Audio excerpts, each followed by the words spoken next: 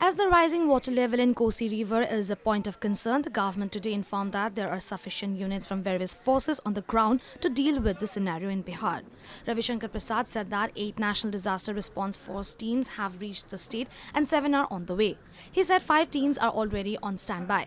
He also added that composite columns of the Air Force have also been put to task. Mobilized columns and an engineering task force is currently on the way. An N-32 aircraft has also left for Purnia. Mi-17 and Chetak helicopters too are on standby. In terms of medical assistance, a C-17 aircraft has flown from Palam Airport and it has 25 members, doctors, preventive medicine experts, medical specialists and 30 stretchers. 20 civilian doctors are going as well. Prasad also added that there is serious concern over the Kosi floods. He said the Prime Minister wants all to be done in this regard.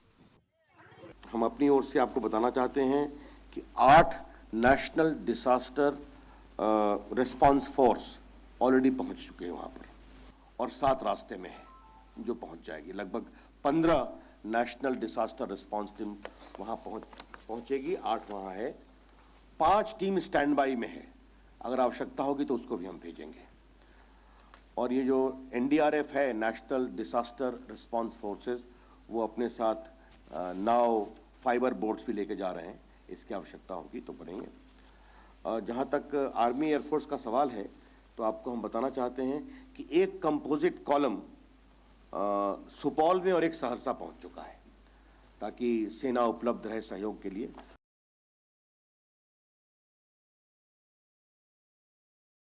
3 और column mobilise होके सुकना से, बंगाल से कटिहार की ओर रवाना हो गए हैं, जो वो संबंधित इलाका है। एक इंजीनियरिंग टास्क फोर्स दानापुर पहुंच चुका है और 2 इंजीनियरिंग टास्क फोर्स भी वहां बिहार में मूव किया जा रहा है ताकि जहां इंजीनियरिंग की आवश्यकता हो, इसके लिए भी चिंता हो रही है।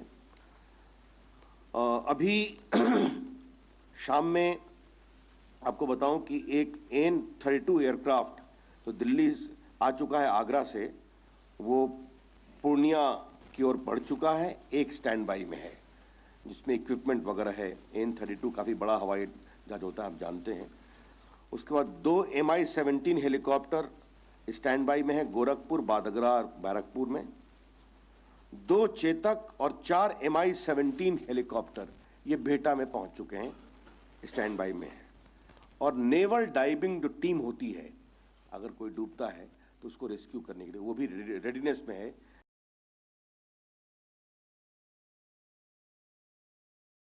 अभी मुझे और सूचना मिली है कि एक 23 डिवीजन 1 कॉलम रांची से led by major Harshvardhan had left for Ranchi और ये भी दानापुर पहुंच रहे हैं ताकि और एडिशनल काम हो।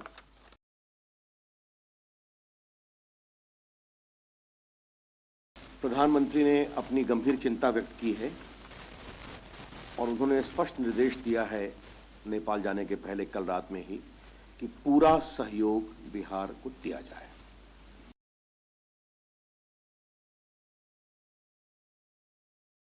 अभी तक जो जानकारी मिली है उसके अनुसार हम आपको बताना चाहते हैं कि लगभग 44,000 लोग इवैक्यूएट किए जा चुके हैं, जो कई जिले पड़ते हैं जहां से कोसी गुजरती है, मूल रूप से उत्तर बिहार में।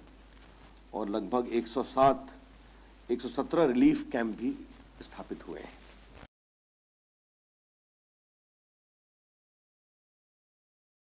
The government was very particular that the immediate information was passed on to the government of Bihar to take suitable measures. अभी तक हम आपको बताना चाहेंगे कि एक स्मॉल असेसमेंट टीम जो होती है, 6 लोग घटना स्थल पर नेपाल में पहुंच चुके हैं, जिसमें 2 हैं सेंट्रल वाटर कमीशन से, 2 हैं नेशनल डिसास्टर रिस्पांस फोर्स से, 1 हैं आर्मी के और 1 हैं GSI geological survey of India. तो ये 6 लोग घटना पर ही पहुंच चुके हैं। हमें जानकारी मिली है कि वहाँ ब्लास्टिंग कुछ हुई है, उस पूरे नदी के धार को जो रोका गया है उसको रास्ता निकालने के लिए। और ये हमारी भी कोशिश है नेपाल सरकार के साथ जुड़कर कि एक कंट्रोल तरीके से पानी भेजा जाए ताकि पानी का बड़ा हिस्सा एक साथ नदी में नहीं आए।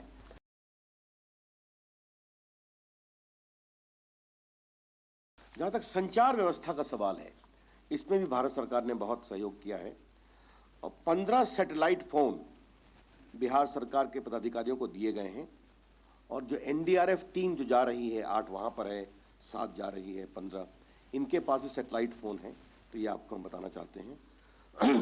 और जो हमारा डिपार्टमेंट ऑफ स्पेस है, ये सैटेलाइट से रेलेवेंट इनपुट्स ले रहा है और ये भी कल से उसको बिल्कुल रिलीज़ करना शुरू करेगा ताकि और क्या क्या कार्रवाई करने की ज़रूरत है।